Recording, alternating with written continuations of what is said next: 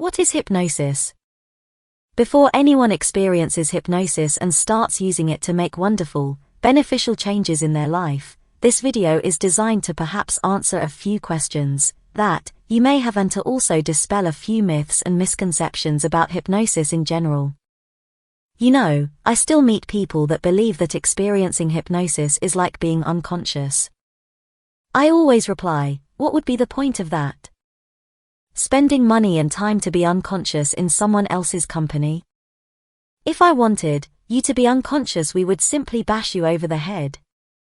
So, it is important that you also know that hypnosis is not about being unconscious and that you have the correct expectations about the hypnotic experience that you are going to have, should you choose to invest in one of our products or experience hypnosis for yourself with a hypnotist.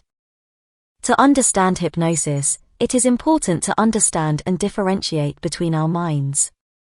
By that I am referring to our conscious mind, where we are now, and just below that level of awareness is our unconscious mind, also known as the subconscious mind. For easy understanding, they are the same thing. The conscious mind is where we usually spend most of our waking time. You know, that internal dialogue we have that thinks, what shoes shall I wear today? That is your conscious mind. Your conscious mind does 4 things. Firstly, your conscious mind analyses. What is that?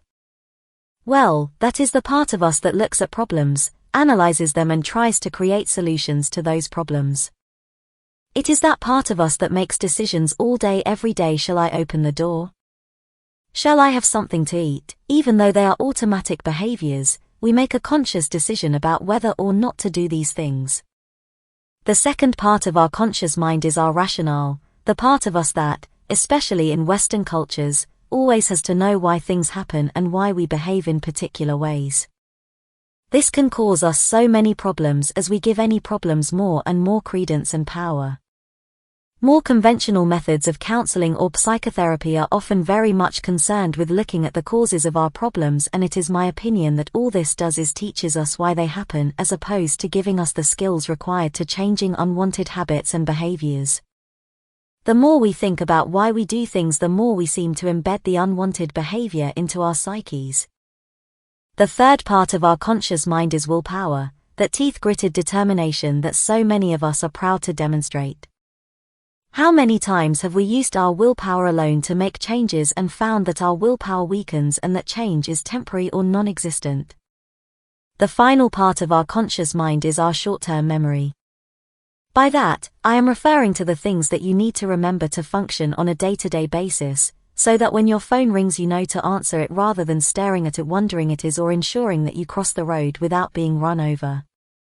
That is the conscious part of your mind. It is logical, rational and analytical, a bit like Mr. Spock from the Star Trek series, and as much as it pains me to say it, our conscious mind is frequently wrong about things. Your conscious mind is wherever you happen to be pointing it at any given time. I am sure you have been in a busy, noisy environment, such as a restaurant or a bar, and have been engaged in a conversation with another individual, and all the sounds going on around you just seem to blend into the background. Then someone else 10 meters away can punctuate their sentence with your name and you pick it out as if it was being spoken to you.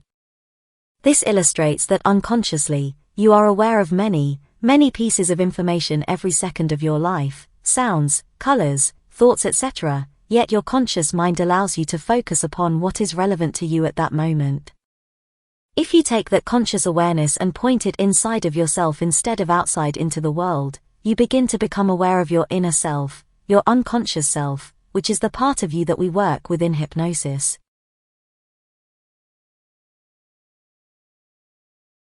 Your unconscious mind is tremendously powerful and automates as much behavior as it possibly can so that we do not have to think about it.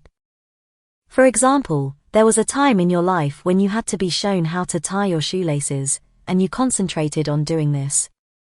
I suspect that by this stage in your life you know how to tie your shoelaces very well and you don't even think about doing it, you just do it. I have a lonely auntie who, as a boy, my mother would ask me to phone every week as she thought this would make her happy, and I vividly remember hearing her lighting up a cigarette and heavily exhaling the smoke while on the phone. She didn't even think about what she was doing, she just associated smoking with being on the phone. We are amazing learning machines, and we learn behaviors and habits, and then our unconscious mind automates them and does them on autopilot so that we do not have to think about doing them. Your unconscious mind has within it all your long-term memory. Just about every blade of grass that you have seen in your entire life is stored away in your long-term memory that serves as an amazing storage center. These memories affect us in varying ways, some more than others. Sometimes our ability to remember them is not as fluid as we need, as it is often not necessary to have all our memory in the forefront of our minds. For example, right now you are unlikely to be thinking about everything that happened to you on your last birthday. However, just mentioning it, you can dig into your unconscious, long-term memory and remember.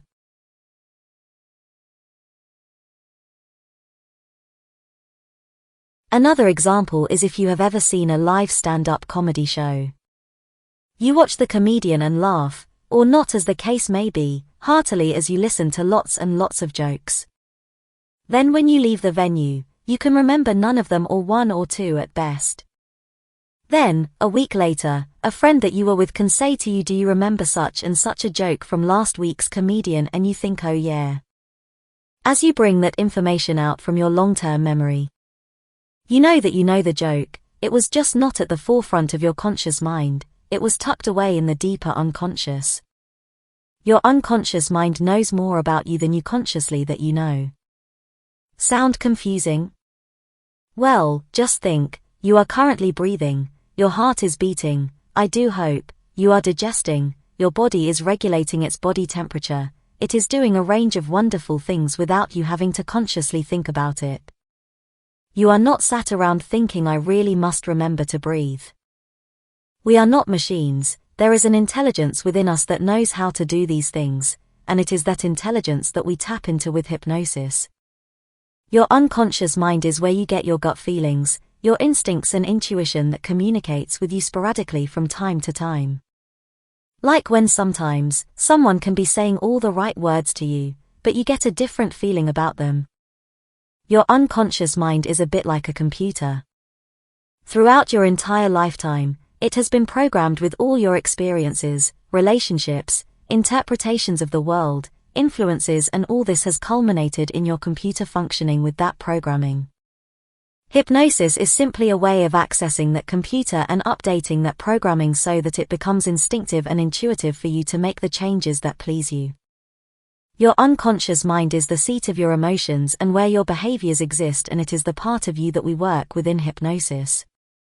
Hypnosis is a way of us stepping over our conscious mind and accessing the unconscious mind to make powerful and profound changes. Now, I am sure that you have experienced natural trance states many times before I know it. For example, when you have been driving in a car and thought to yourself, "Ooh, how did I get here?" Or when you have been reading a book and you've turned the page and thought, "I have no idea what I have just read, I am going to have to read it all again."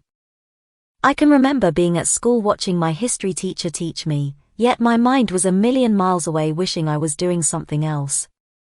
All common experiences, daydream-like states that we all experience, many times a day. The only difference between these naturally occurring